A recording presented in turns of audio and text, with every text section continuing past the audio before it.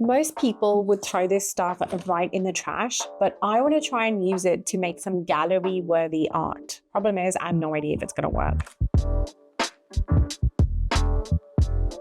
So last few weeks, instead of recycling and throwing this stuff out, I have been collecting it. It's got everything, like from like plastic bottles to like just like packaging and like tubs and cardboard boxes, tin, food waste, packaging stuff, bottles, and just like big box. I want to try and see if we can use these things as molds, you know, whether that's genius or if I've just become a hoarder now. I also have this new stuff to try out, which is Resin-Crete's decor itch, and I'm so excited to try it. I'm going to try that, and we're going to try and use some of this. We're not going to end up using all of it, so I will have to do a little bit picking and choosing. I'm excited. I love it when we think outside the box. Why would you not? Like, why would you pour in molds? These systems and rules exist for a reason. It's just boring. Like, where's the excitement in that? I think I definitely want to use this. I am also a pastry chef, and this basically had like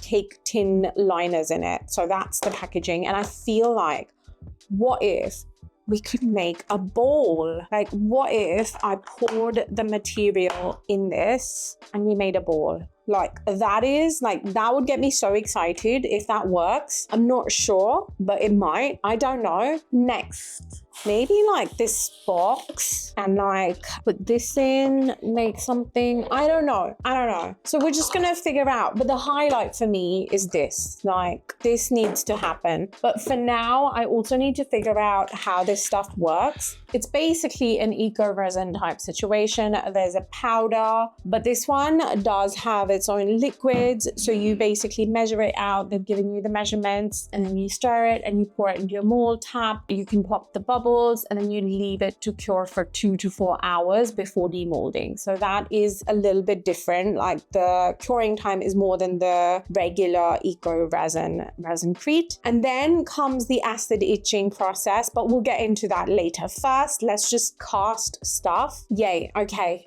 I need this to work. Hey guys, I'm Rex. I'm Jess's younger brother. I'm sure you're wondering why I'm here instead of Jess. The reason is Jess is currently in the hospital. Don't worry, she's fine. She's gonna be back making content in no time. But in the meantime, since we're a bit behind on schedule, she thought maybe I should do the voiceover for this video. So you'll see her in the parts wherever it's vlog sections or towards the end at the outro, because obviously that was filmed beforehand. But anything where, you know, it's the voiceover section where she would normally sit and record the voiceover for what she's doing on screen, it's gonna be me talking instead of her. And I'm sure I'm gonna have no clue as to what's going on and what she's doing, because obviously I don't know much about resin except from editing her videos, because I do edit her videos. So bear with me while I try to make sense of what's going on here and try to put this video together for you guys. Hopefully it's bearable to watch. So she's going to start off by mixing up the Resin-Crete. So far the process looks pretty similar to usually how she would mix Resin-Crete, except she did add some of that liquid in, which seems to have given it a slightly different texture and look. I'm guessing we'll get a better look as to what that is and how it works later on. And looks like she's starting with the mold that she wanted to make the bowl in. As usual, she didn't mix enough Resin-Crete, so she's going to have to mix another batch. And so far pretty straightforward, just pouring it into the mold, closing it up and putting some weight on top so it stays put. Moving on to the next one. For some reason, this feels less like a voiceover and more like a narration of what's happening. You know, kind of like David Attenborough and like those wildlife series. Like, she's just, you know, out in the wild, and I'm just here observing her in her habitat, sort of doing her own thing. This extraordinary creature is half blind, half deaf, and this is just about as fast as it can move. But it looks like she's ripped apart the box, taped up the resin to seal it. She was trying to do something with a bottle there. I'm not sure what, but I think she might have pivoted. She's mixing more Resin-Crete now. Looks like she's going with the food container instead, pouring some of the Resin-Crete deco etch in the middle, adding the container on top. She's gonna have to tape it down because it keeps floating up, and she's put that to the side. So I guess we'll see if that stays put or not. It looks like she really wanted that cardboard box to work, but she can't really figure out what to do with it. So she's pivoted again to some styrofoam. Looks like she's cut out a random organic circular shape out of the styrofoam, sealed the bottom with some sticky back plastic tape, adding some resin cream mix into it, and looks like she's cutting a smaller circle of the styrofoam to place into the middle of it. It seems like she's trying to make an organic shaped tray out of this. I actually really like this idea so far. I'm curious to see if this will work because I'm kind of impressed that she came up with that. Finally, coming back to the cardboard box again that she can't seem to let go of. She's mixed up more of the resin cream deco etch. She's pouring it into the cardboard box, giving it a little shake and tap to get it to settle down. And then she's placing a plastic cup with some water to weigh it down into it. I'm guessing this could be like a candle or tea light holder or something, but we'll see how it goes. And I think she's gonna leave everything to cure now. So next you're gonna see her once all of this is cured and ready to be unmolded. Later that same evening. Okay, so it has been a good few hours. I think I can unmold these. I'm excited to see. We can't do the itching process yet because it says 24 hours. So we're gonna have to do that tomorrow, but let's see if we've made something half decent. And the good thing about this material is that I can just rip it, which is oddly satisfying. Okay, so that wasn't the easiest to unmold and a lot of the cardboard is still stuck, but I'm not too concerned because we're gonna do the itching and the sanding and everything and it's all gonna come off. I think it's gonna come off. I could just quickly go in with a sander if it doesn't, so it's not the end of the world. If you didn't want this to happen, obviously line your cardboard. For now, let's take this cup out. There we go. So that's that. That worked fine. Obviously there's cleanup to do everything, but that might be like a really nice tea light situation. Again, this is not the surface it's going to be, so we don't know yet. I think at least my make do mold worked. Now let's do this one. This was obviously a whole lot easier. Let's get this out. There we go. So that's that. That worked well as well, except the expiry date on the cream cheese transferred on. Again, we're going to sand all of it, so it doesn't matter. I like that. I like that texture we got. Again, just made out of rubbish. Now, let's do this one. I'm the most excited about the ball, obviously, so we're going to do that last. Okay.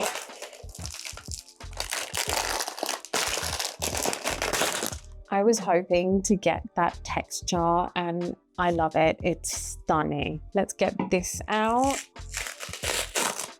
Okay, stop. That is like the moon texture people have been doing and that was so easy to do. But again, we still need to do stuff on it. But for now, I love that. Finally. Okay, shut up. We did make a ball. Let's see if we can. Oh! Okay, it's fine. It's fine. Everything's fine. Okay, wow. Okay, listen, that was the easiest ball I have made. Obviously, a lot of rough edges. We need to sort this out, but this might be my new favorite mold. Now I need to know if I should use this with epoxy resin. So we are gonna leave these to be for 24 hours and then we'll do the next step, which is a completely new step, to be honest. So that should be interesting. The next day. Okay, so it has been over 24 hours or nearly 24 hours. I don't know. I wasn't so fast, but it's the next day around the same time. And I think we're ready to do the second step. So I have water. I'm going to use citric acid. You can use vinegar and a few other bits as well. I'm going to use citric acid and the ratio of acid versus water is like 5:1. I did see how many sort of cups of water I added. So accordingly, I'm going to add citric acid. Now I had to take such a deep tub only because my bowl is so massive. So you probably won't need as much. But the good thing is I can get all my pieces done in this. Hopefully. I don't know how it works, but I would imagine so. Okay, I'm gonna give this a mix. And I'm just using the brush that came in the kit. A few moments later. Okay, so the citric acid's finally just dissolved. I mean, that took a while. And now I'm ready to put this in. I'm excited. Right, let's do this. Okay, let's see if anything happens. Okay, it is bubbling. It is bubbling. I don't know if you can see that. I'm gonna turn it around and see if I can do the back. My ball barely just fits in this top, guys. Ooh. Okay, that is like definitely giving like lunar texture vibes. I love that so much. Now we do need to rinse this in water, but I think I'm going to do all of them and then I'm going to take them in my sink and just wash them in water. Let's do this one next. So after that, it's pretty much the same process for the next 3 pieces as the first one, letting them soak in the tub for a little bit, then using a brush to scrub off all the sides and surfaces of the pieces, except for some reason she still has the cardboard attached to the bottom of that piece, so I'm not sure what she's gonna do with that eventually, but as of now it's still attached to it, so I guess we'll see what happens with that. Next, she's going over all the inner and outer edges of this tray with a silver marker to bring out the edge detail, which was interrupted by Skye popping in to give you his usual reminder to like, comment, and sub. I may be the editor, but even I don't get a say in this. He gets the final vote. For this next tray, it looks like she's putting down some UV resin and sprinkling on what I originally thought would be mica powder, but looks like it's just black sand. And she's topping it off with a variety of small shells, which are also being glued down using the same UV resin. That actually looks pretty cute. And for the last tray, she's using a mix of a couple different shades of blue colored UV resin to create a little ocean corner wave accent. And she's finishing it off with a thin layer of white UV resin to complete the edge of the wave and leaving it to cure. And now we can finally look at the finished result. Starting with this one that has the sand and the seashells. I think the food container she used to make this tray worked really well with those edges of the tray. It actually looks like it was made in a mold. Then we have our ocean wave tea light holder. She didn't give up on that box and she did manage to make something half decent out of it, so props for not giving up. Next, we have the organic tray from the styrofoam. The surface texture on this is really cool, and this version of Resincrete really gives it a completely different look compared to normal Resincrete. It looks like she wanted to put some crystals on the edge of this. I personally think the blue one looks best, but why don't you guys let her know in the comments which one you think looks best? And finally, the bowl that she was the most excited for. I would say this has the most texture of any of them, especially that bottom side. The fact that she didn't add any pigments or color to this, but the bottom still has so much texture and doesn't look plain. I think this is a good example of the use case for this type of Resincrete. So I think that worked out pretty well. All in all 4 projects using the random molds she created ended up working out pretty well. And hopefully the video wasn't too boring to watch with me doing the voiceover. Jess should be back from the next video onwards. Show some love in the comments, you guys. Bye. So I guess the lesson here is to not throw away anything. Okay, well, that's not the lesson here. Do not become a hoarder because of this video, but I feel like it's so interesting to see everyday things that you would just throw away or recycle to then become something beautiful and something completely different. I hope you enjoyed this one, because if you have any more ideas for me to use something that is meant for a whole other thing to make art, then let me know in the comments, because chances are I will try it. So I'll see you in the next one. Bye. Skye, say bye-bye. If you've enjoyed this video, YouTube thinks you will like these too, so go check them out.